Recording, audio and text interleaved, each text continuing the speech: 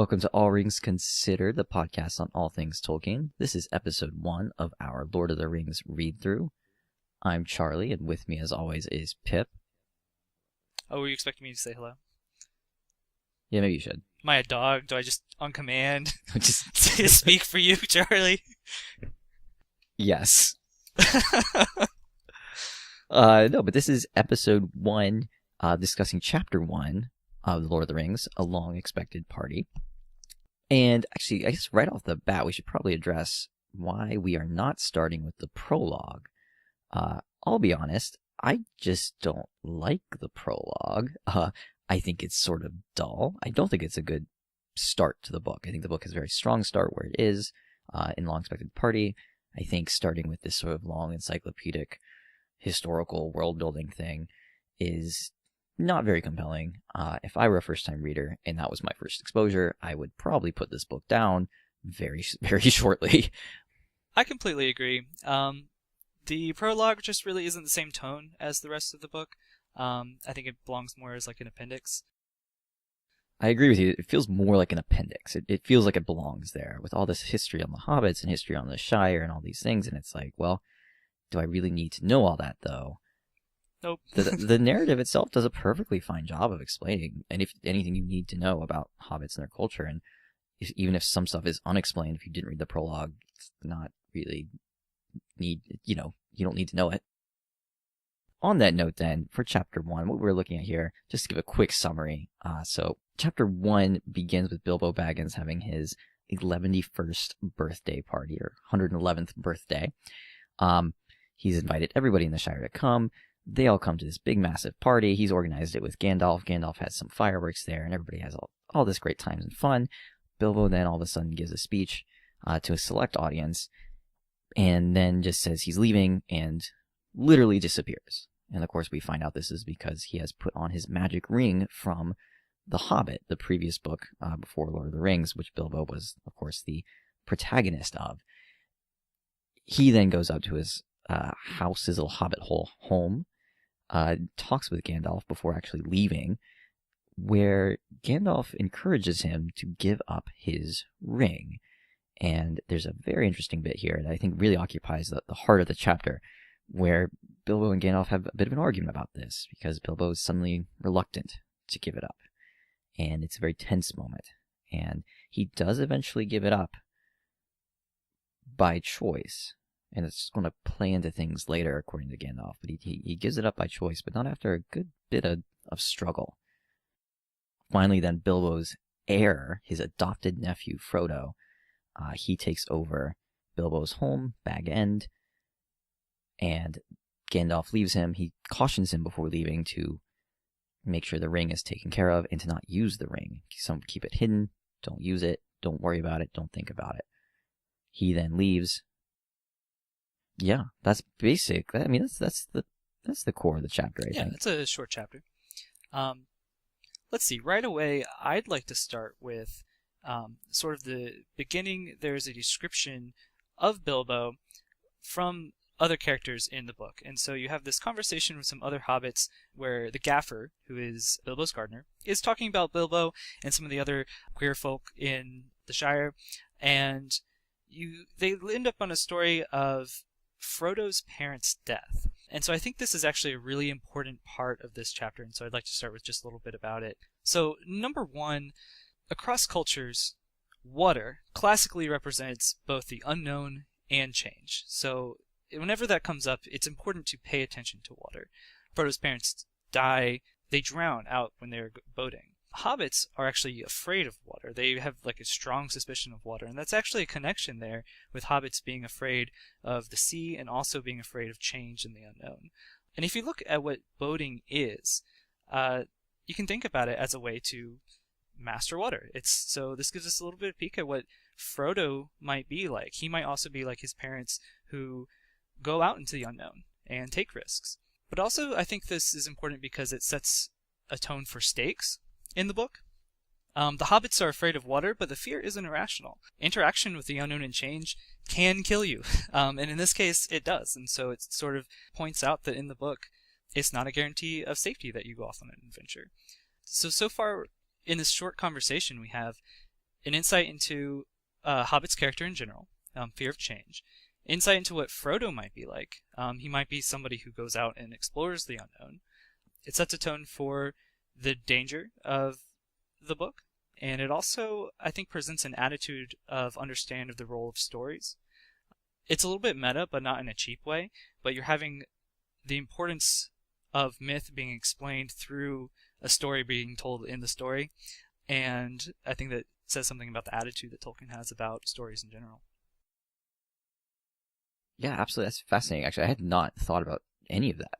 Like, when I read through that, seriously, I just thought it was just, oh, here's some background information because Tolkien, I don't know, I was like, maybe he's just not comfortable having Bilbo be married, so he has to justify how he has some kind of heir, and he came up with a story for it. So, no, that's brilliant, though, actually. I had not thought about that at all. What I took away from the chapter was also the kind of almost sort of meta stuff in a way, but just that this chapter is picking up from The Hobbit in a way, right? I mean, you probably read The Hobbit before reading Lord of the Rings, so it has to sort of work in that shadow for a bit. And chapter 1 almost feels like The Hobbit at first. It has sort of this comic tone, and it's almost lighthearted, except it almost immediately transitions, because not only do you have that discussion you pointed out about Frodo's parents dying, but the central tension in the chapter comes in that argument between Bilbo and Gandalf about the ring, and Bilbo's hesitation to give it up. And it transitions, like The Hobbit starts, and it very quickly, it gets into just comical things, kind of mixed in with some serious stuff, and that serious stuff, though, is very much like, here's our quest. And The Lord of the Rings is like, we're going to have some fun, we're going to have some comedy, but also let's launch right away into something like psychological and significantly more mature than anything The Hobbit was looking at. Because that whole exchange with Bilbo and Gandalf is very much classic addiction, right? Right. In a way, too, that not the kind of addiction you might have as a kid if you're, I don't know, addicted to video games or whatever it is children are playing these days, but rather a sort of more almost adult kind of addiction, and the darker side of it that we see. And it's a very interesting transition and shift, and it's sort of working in that, in its place as, oh, it's the sequel to The Hobbit, but also it's a book on its own.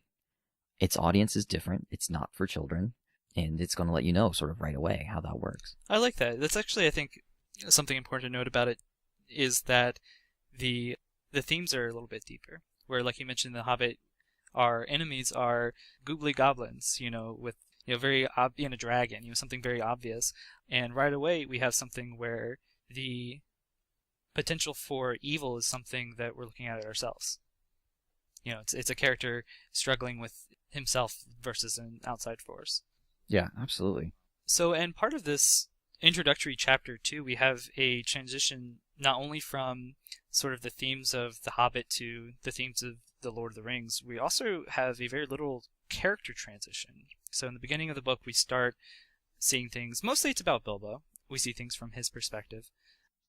So again, it's sort of picking up where The Hobbit left off in that sense. Right. Sort of building on that expectation. And then at the party after his disappearance, let's see, it's 3 paragraphs after his disappearance, we had the first instance of seeing the story from Frodo's perspective. And I think if you look at what do we know about hobbits so far, it can give us some insight to why this paragraph is kind of interesting. So what do we know about hobbits? They like to gossip. They don't like to think too deeply about things. They don't find odd things funny. They don't like it. And they love to eat. And in this paragraph, I can read it real quick. So Frodo was the only one present who said nothing. For some time he sat silent beside Bilbo's empty chair and ignored all remarks and questions. He had enjoyed the joke, of course, though he had been in the know. He had difficulty in keeping from laughter at the indignant surprise of the guests, but at the same time he felt deeply troubled. He realized suddenly that he loved the old hobbit dearly. And so, the first time we see Frodo flouting all the expectations about hobbits. The first thing is he didn't say anything. He wasn't gossiping. He wasn't chatting. He sat silent in thought. And he just gets up from the table and he has something to drink and he leaves. And he feels very troubled. He finds the joke funny, right? And so you can just see immediately that Frodo is being set apart from other hobbits. Yeah. One other thing too, it's almost so obvious. I think this is why we didn't say it.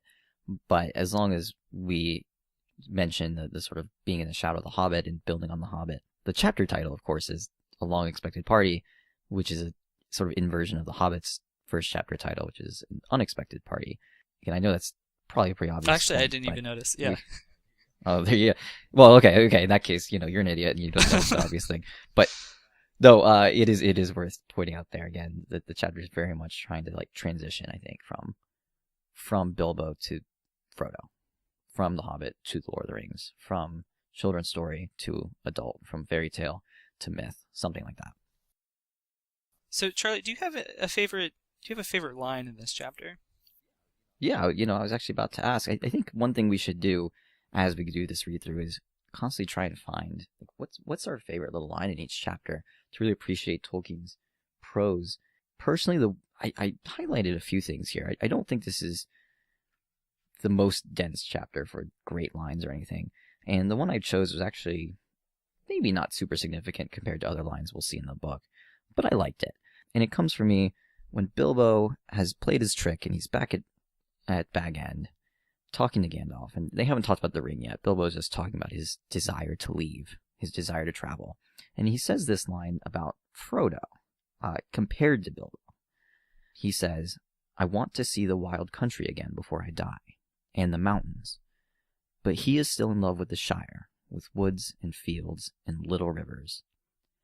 I love that line. I think one has a nice rhythm to it. A nice sort of meter. And I just love that contrast between Bilbo and Frodo that's being set up here. The wild versus the Shire, and the wilderness versus civilization.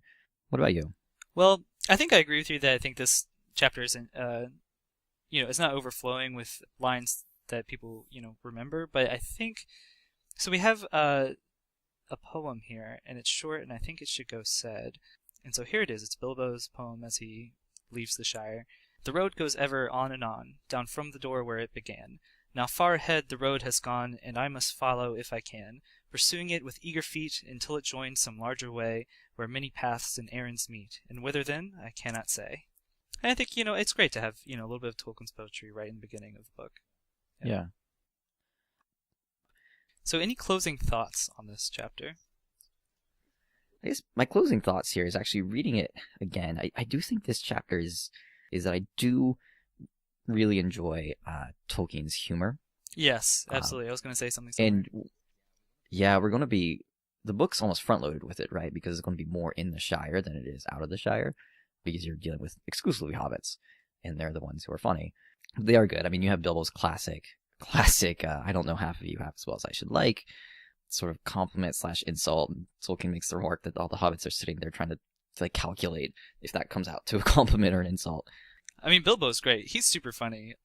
I love when he gives his parting gifts. Frodo's doling out the sort of like gifts that Bilbo has left for other people, and they're all Bilbo giving different hobbits the middle finger for stealing from him. So he's giving someone who used to borrow his books and never returned him an empty bookshelf.